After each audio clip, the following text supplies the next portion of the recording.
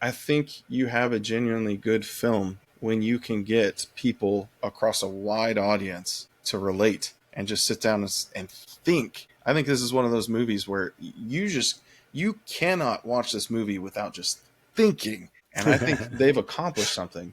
You know, the unfortunate reality of the world we live in is sin and it's suffering. And for both those characters, Bobby and Elena, they've suffered in different ways. The whole team has suffered in different ways, but it led them to the point of wanting to give up in some way, somehow, right? You have John Walker, who has given up essentially being a God honoring husband and father. You see that as he's checked out. You see Yelena, who's given up, which, oh my goodness, there were several moments where death is coming for her. And she is just, she takes the deep breath, she closes her eyes, and she's ready to take it. And it's like, there have been days, there have been months, there have been weeks that believers, I myself have felt those. Just close your eyes and breathe and just wait. Like, that's the dark night of the soul I'm talking about. And what you have happen, like, God feels distant. And I mentioned in my episode yesterday for The Last of Us season 2,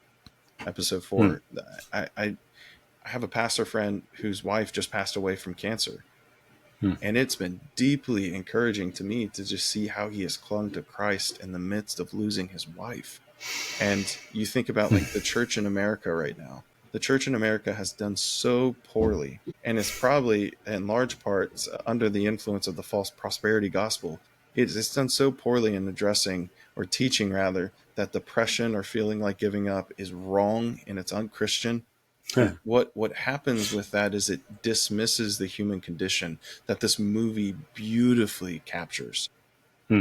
It beautifully captures the human condition in a sin-riddled world that we currently live in.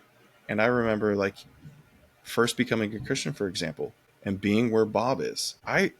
Man, even years ago, like 2-3 years ago, being in similar positions of just, the world would be better off without me. I have had those nights. I have had those, especially pastoring. I have had those moments. These people would be better off without me.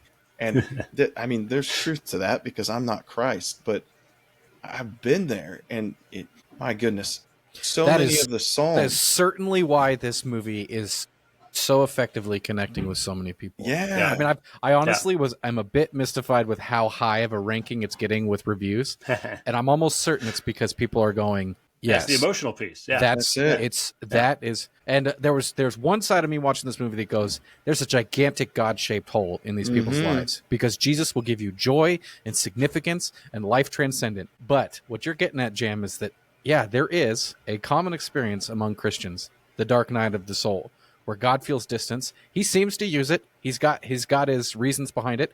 He doesn't usually let us know. And when you're just feeling so dark, and you've got the gap in there, and hollow truisms don't seem to reach it, and you're like, I need the light, real light, something, because I can either just stuff it or maybe just let it consume me. To dismiss it and act like it's not a thing, or to teach that depression and feeling like giving up and feeling like the Lord is far from you is not Christian, just dismisses so many of David's own Psalms.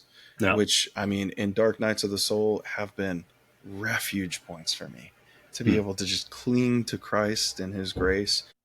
We hope you enjoyed this snack-sized taste of Popcorn Theology. Check out the full episode using the link in the description. Subscribe on YouTube for more content. Follow and interact on social media to share with others. And remember, you are not a mindless consumer.